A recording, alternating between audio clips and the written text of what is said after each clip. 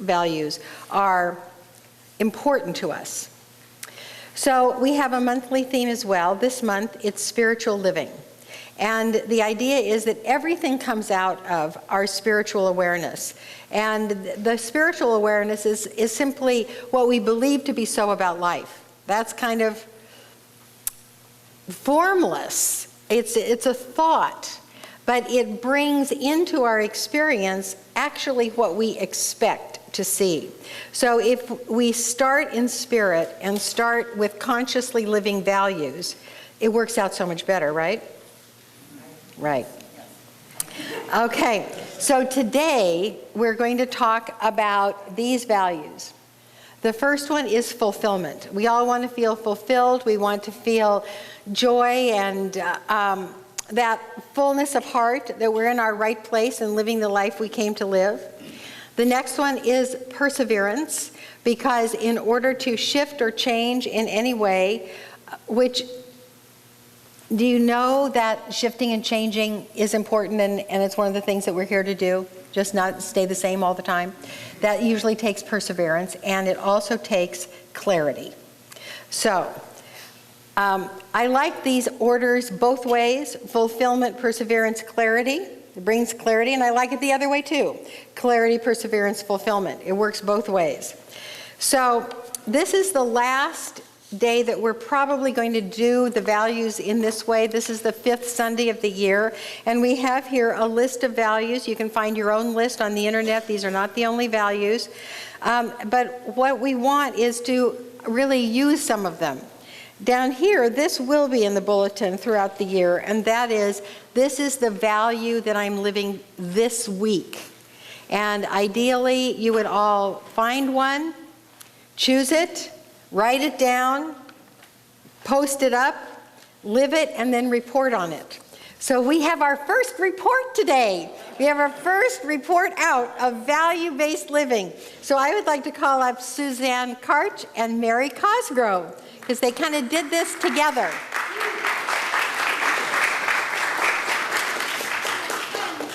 My friend, my shadow. Thank you, Reverend. Hey, everybody. Good morning. Say that. Good morning. That's nice. I like it up here. So Reverend Karyl has been asking us to report in, and when I sent the email about the action that I'm about to tell you about, and Mary's going to tell you about, I did not do it in that moment thinking, oh, I'm making my report now. It just felt like something I wanted to share with these two, and then it went to being up here. So last Sunday, I had the opportunity to participate in Karyl's class on Aphrodite. And of course, Aphrodite is all about opening your heart and opening to love. And after the class, it was raining very hard, and I went to the main post office in San Rafael on D Street to do some postal work, and there was a young man sleeping inside, laying on the floor inside with his guitar and trying to stay out of the rain and stay warm. And so I started talking to him and asked him his name and where he was from. And this winter, for the first time, I've been carrying things in my car: socks, gloves, energy bars, fruit, cash. So when I'm so moved, I give it to somebody. And so having this conversation with John, I gave him some of those items. And then I said, well, where are you going? You know, what are you doing here and where are you going? And he said, well, I'm waiting for my ride for the pickup for the REST program. And he started talking, he got teary-eyed, and I got teary-eyed, and I'm about to get teary-eyed, and he started talking about how the REST program was such a wonderful thing for him, that he got to be out of the rain, get a good meal. And that then, in turn, made me realize in my car on the way home how much work Mary had put in to getting this community. Look at me, I got the shakes. How much work Mary had put in to get this community to participate with the REST program, and I know many of you did participate. My goodness, I got the shakes. So I sent Mary an email, I copied Karyl, and I told them the story about my interaction with this man, and I thanked Mary for her work and getting our community to participate, and how proud I was to be part of that community. And so now, and my value for the week was kindness, which is not why I started talking to John in the post office, but that was on my refrigerator, kindness. Okay, so then I sent the email to Mary, thanking her, and then I was really kind of shocked that I got the email, because my typical pattern is to just, oh, that's not me. I didn't do anything. I don't know about you guys, but it's difficult for me to receive appreciation. And I realized that Suzanne, and as I was reading it, I also was just feeling so inspired by Suzanne's practice of carrying all these items in her car and being so authentic and courageous and kind to people on the street. But then as I was reading it, I realized also that my value that I had chosen for the week was receptivity. So and sure, I was practicing it kind of generally, but to have this opportunity given to me so succinctly and clearly, if Suzanne hadn't shared the value she was practicing with me, I may not have been able to really have it feel so embodied in myself. So the lesson that I'm learning through this process is that it takes all of us to practice our values. So. Yes! Woo!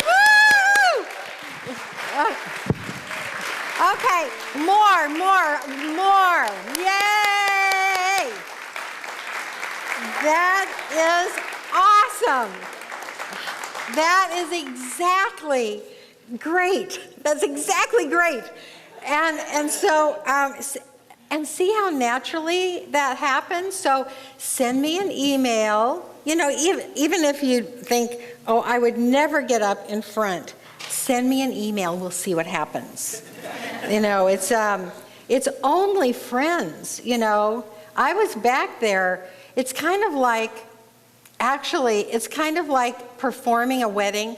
When I am blessed to perform a wedding, the pocket of love that I am in, it's amazing. And standing behind them, when you were beaming love and appreciation up to them, I caught it too. So it's a pretty cool thing. So I would suggest that others of you take advantage of the opportunity. So, yay!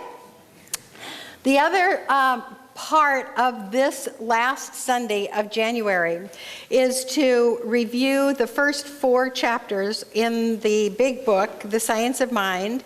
And so the first 4 chapters, of course, are the thing, self, the way it works, what it does, and how to use it. So today is how to use it.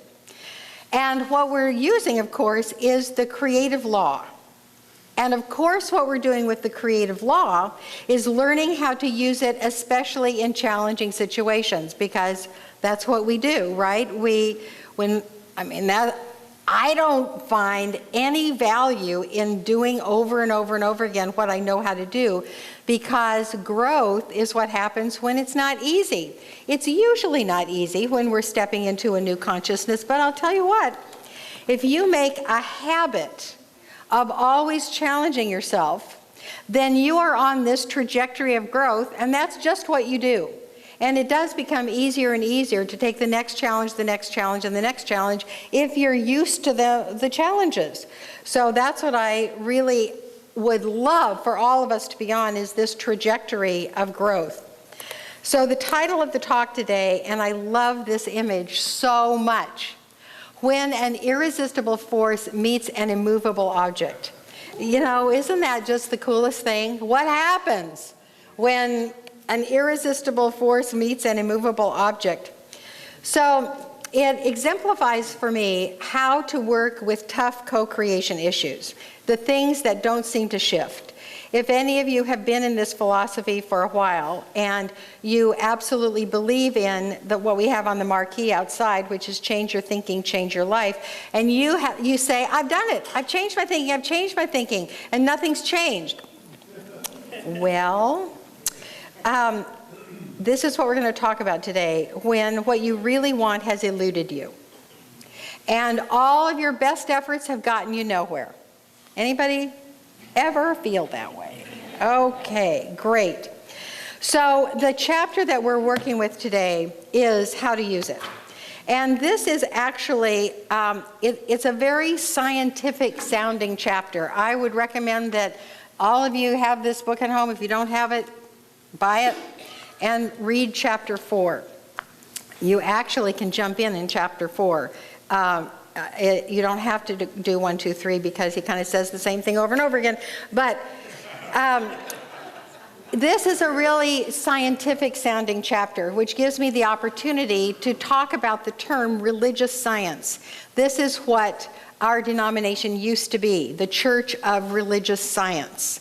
And then we changed it because spiritual living seems to approximate what we do a little bit more in the minds of people who are unchurched or who don't know who we are. But originally, when it was Ernest Holmes' church, the term religious science meant something very, very specific. Religious meant not religious in a particular denomination, but it meant spiritual. It meant whoever thinks of themselves as spiritual and has any religion could apply the principles of religious science and live better. So religious was a very broad term. Anybody's religion is applicable or susceptible to the theories that we teach. Then science was really about replicating results. If you do these things, you will have predictable results. So that was the reason that Ernest Holmes called it religious science. Any wisdom tradition can apply these principles and get predictable results. That was true when Ernest Holmes originated that term, and it is true today when we do what I'm going to talk about today from chapter 4. So on page 51, which is the beginning of the chapter, I'm going to start reading from the top of the chapter. It says, "One of the greatest difficulties in the new order of thought is that we are likely to indulge in too much theory and too little practice. As a matter of fact, we only know as much as we can prove by actual demonstration." And that word demonstration means my life changes according to the way I want it to change. My experience of life changes according to my preferences. So that's how this chapter begins. So what it says is there's a theory, and we apply the theory. The theory, very simply, is it is done unto you as you believe. That's the theory, and we get to prove it over and over again.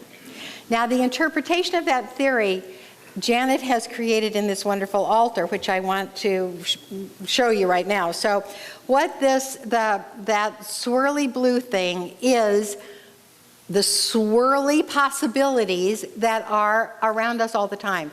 We have an infinite number of possibilities. You can take a step in any direction, physically and metaphorically in your life. You have a choice point right now, and then right now, and then right now, and then right now. So all of these swirling possibilities are happening, and then this little goddess figure has this little crystal in her hands, and this is the choice. This is the choice that she has made out of all the possibilities. And that's what we do with every thought, with every belief, with every attitude, with every subconscious assumption about the way life is. We make a choice, and that choice is then outpictured through the theory, it is done unto you as you believe. So, we need to be able to apply this theory to greater and greater applications. We have proven it to ourselves somewhat. All of us, the youth that have come back one time to this community have applied it in some way, and you believe that there is something more for you to receive here. So the idea is that we apply this theory to greater and greater issues in our life. Now, in God, there's no greater or smaller. God doesn't have some hard issues and some easy issues. It is all just a big yes. You believe this? Well, yes, that's what you get. Now, the founder of this particular center, Dr. Lloyd Tupper, used to work for Rothschild Bank in between the times when he was ministering hither and thither. He was the representative of Rothschild Bank in America, doing multi-million-dollar deals, carrying one of our books in his briefcase at all times, and telling me and anybody that would listen, God does not care how many zeros there are in a deal. It doesn't matter whether you're talking $10 or $10 million. To God, it's all the same. But to us, it isn't, you know. We think something is harder. So, in the textbook going on, it says, of course, the theory of any scientific principle goes beyond its application. At any given stage of the unfoldment of that principle and the evolution of its accomplishments. So, let me just go a little bit further. If this were not true, there would be no progress in any science. So what this says is that we have a theory, and we have applied it in a certain way, and there's always the next application that is just outside of our learning. I'll give you a really simple example. The example is electricity. We know how to use electricity to turn on the lights. We know how to turn on electricity and turn on our stove. All of the appliances in our house, we know how to plug them in and turn them on and use electricity. So I Googled the cutting edge of electricity. And what I got was a lot of things, but one of the things I got was a website that is some new applications of electricity and light in medicine. So think about the light switch, and then listen to this. So in the past, electricity has been used in medicine for a radiograph in bone injuries. I don't exactly know what a radiograph is, but it's helped an X-ray in bone injuries, okay? The cosmetic use of electricity on skin surface, and post-operative cancer treatment. Don't know what that is. What? Oh, yeah, radiation. Okay, here's some new stuff. And I have heard of the first one, that electricity is used in breaking up a stone in the urinary tract. But listen to this. They are learning how to use electricity to literally move the soft organs around inside your body without opening you up.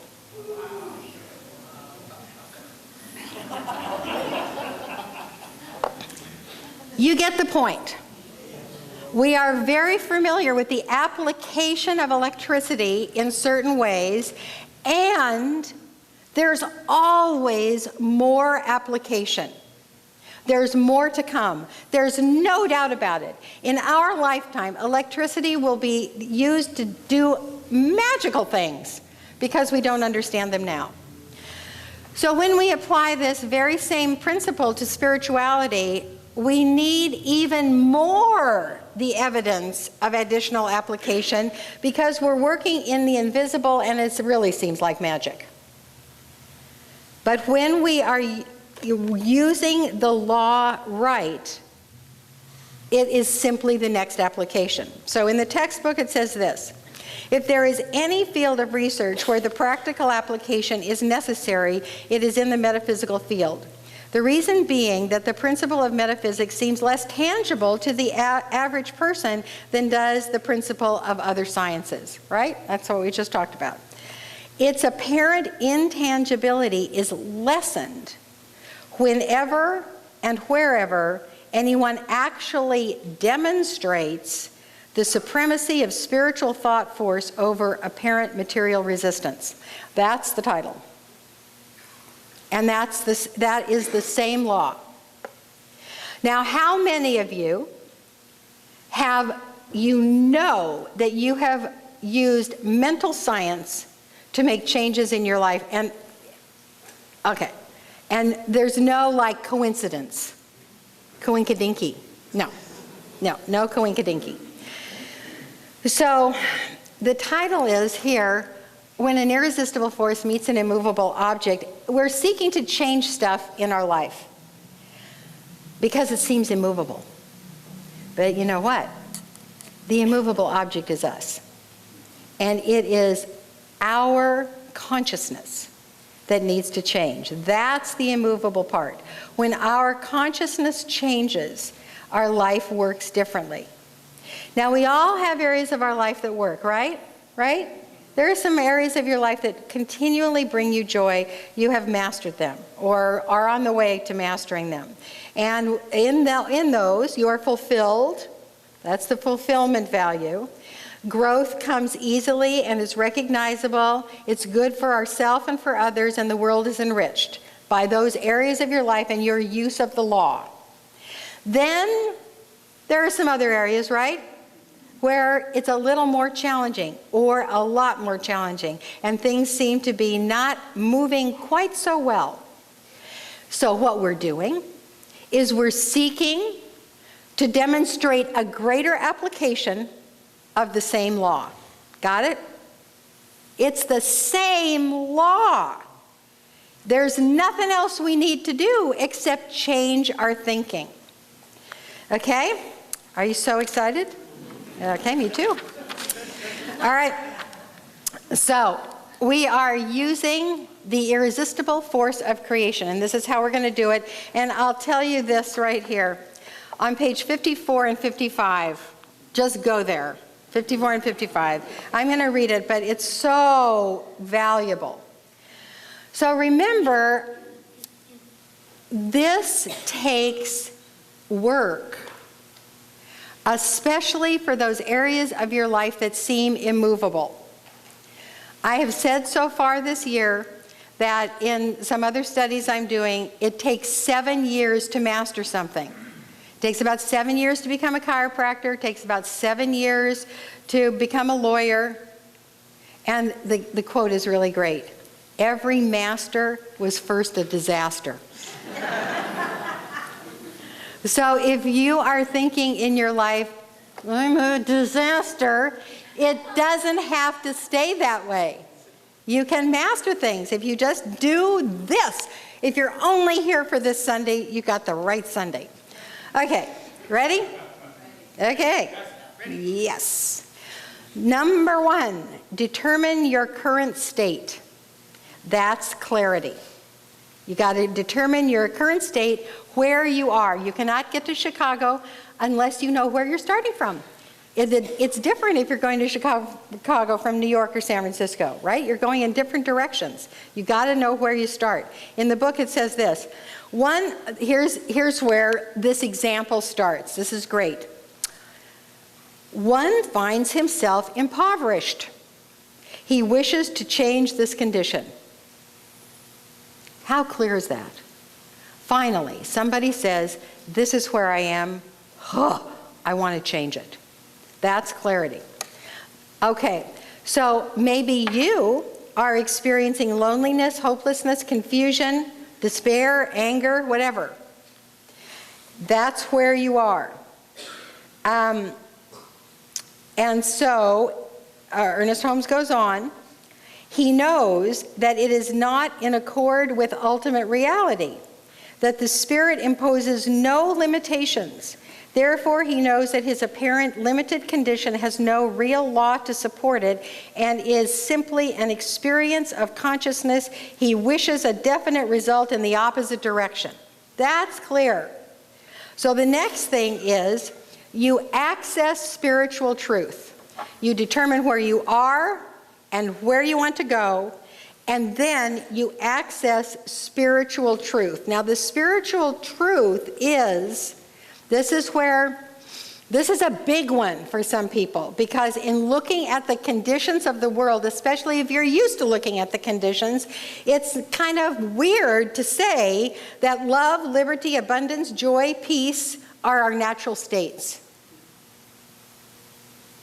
But actually, if you look at nature, abundance and especially the season coming up with, what a glorious example of right action is spring, when flowers just appear. And this thing called bud break on the vines, on the grapevines, bud break, out of this dead-looking thing comes this glorious, yummy, green, beautiful, tender shoot. That is the natural state. And however metaphorically you can imagine a green shoot coming up in your life, that's natural. So here in the textbook he says, first he realizes that the law of life is a law of liberty, of freedom. And it's a law of joy, and it's a law of self-expression, it's a law of growth, it's a law of beauty. That is our natural state. And if it isn't your natural state now, find somebody where you go, yep, that's the natural state. You know, like a 2-year-old, you know, that just live, like, you know, they wake up and it's like full speed ahead until they fall over and take a nap, you know, or a puppy or something. That's the natural state. And if we get in our minds that we've taken on this depression or this confusion, and it's not our natural state, we've just believed in a lie. Okay, next. Claim the experience of spiritual truth. So, now he states that this law of liberty is flowing through him and into his affairs. So however you do that, you sit under a tree and you say, this beautiful blooming tree has energy that I want and I can have. I draw it from this tree right now. However you can make a case for your mind that you claim the experience of spiritual truth, that's what you do. And then you negate the reality of limitation. I'm going to read that sentence I just read and the very following sentence. He now states that this law of liberty is flowing through him and into all of his affairs, but the image of his limitation persists. Here is a definite contradiction of his statements of freedom. Right here, he must stop and declare that these images of limitation are neither person, place, nor thing, that they have no power, personality, nor presence, and no real law to support them. He does not believe in them, and they cannot operate through him. He is free from their influence forever. That's what we say to ourselves. And you can get a practitioner to say it for you. But the practitioner will say it for you, but your job is to believe it. Your thinking has to change if your life changes. So, and of course, this is why it takes a while. This is why it's a process of going from a disaster to a master. This limited thinking that you have in your heart and your mind will come up and try to rob you of this newfound freedom. And this is the reckoning. It's the battle that goes on inside, and that force of the law of freedom must prevail. So then you reclaim, over and over sometimes, you reclaim the experience of spiritual truth and reestablish the truth. So he senses and mentally sees right action in his life. He puts his whole trust in the law of good, and it becomes very real to him as he definitely speaks it into being, into his being, and into the being of his affairs. He denies anything and everything that contradicts his realization of this truth. And you do that over and over and over again until it becomes your new reality. Now, it's very possible that you never had what you want, you've never seen what you want, you haven't ever recognized it in anybody else, and how to imagine it is still beyond you. I have a beautiful, beautiful story about this. It is a story about Helen Keller and Martha Graham.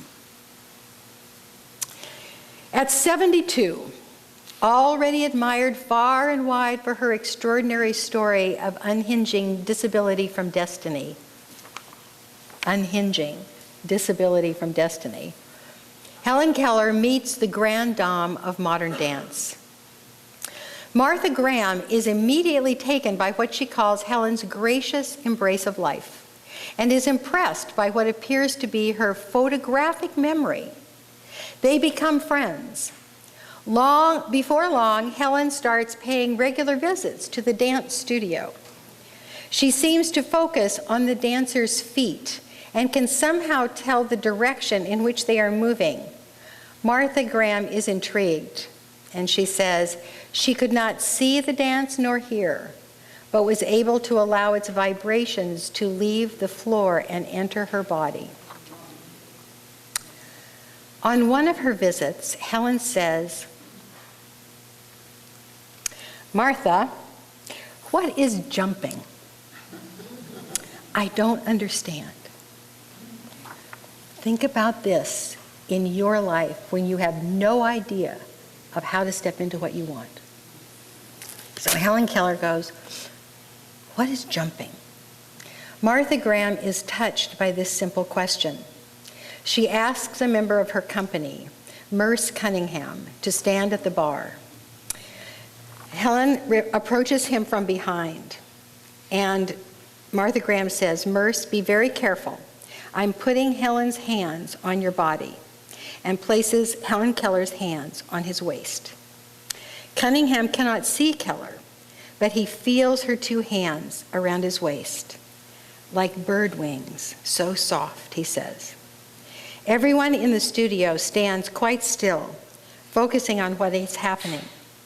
Cunningham jumps in the air while Helen Keller's hands rise up with his body. Her hands rose and fell as Merce did, recalls Martha Graham in extreme old age.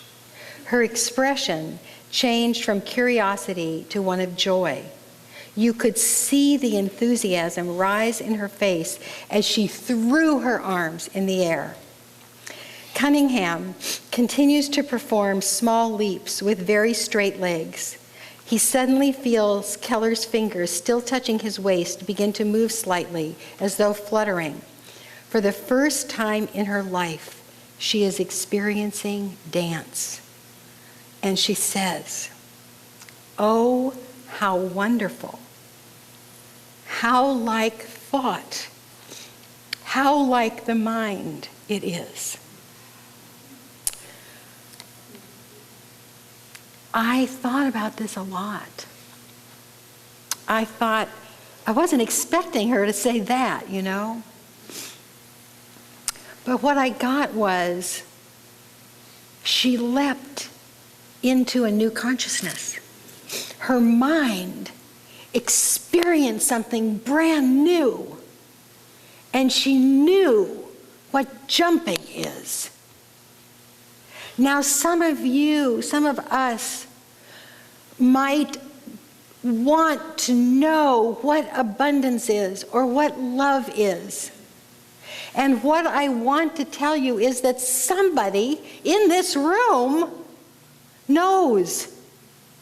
And if anybody knows what abundance is, what love is, what vibrancy is, what divine expression is, you can too. And so maybe your first prayer is, take me to the one who knows so that I may leap into their consciousness. That is not only possible, that is really the way change happens. We work on changing consciousness. We work and pray and visualize and meditate and work and pray, and then we are in a new place. And when we leap to that new place, and the leap is always in an instant, we could be preparing for years and then 7 years, and we leap into mastery. And then our life absolutely shifts. So it's heroic work, and this is the work that we are doing. We ultimately settle into the new felt sense of good. In the book it says, the time will come when we will let our conversation be in heaven. And then this is what happens. All objects are movable by the irresistible force of the creative law. So our values this week are fulfillment, perseverance, and clarity.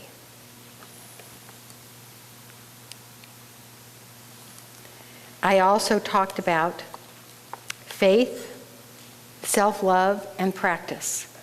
Many values were spoken today. I want to show you what we have had the opportunity to learn in January. These are what we did. Love, authenticity, receptivity, honesty, fulfillment, achievement, humility, responsibility, perseverance, wisdom, generosity, lightheartedness, and clarity. I mean, if we just did January, people, if we just did January, we would be radiating world peace. Absolutely. So this is your chance to choose a value for this week. And remember, you're going to write it down. You might think it through. How am I going to use this value in an easy situation and in a difficult situation? Then you're going to live it, and then you're going to review it. How well did that work? And if there is a story to share with me, please, it's revcarol@ggcsl.org. That's it. You email me. I wish I could say any questions, but we have to go. With the practitioners, make this beautiful, beautiful container for all of us.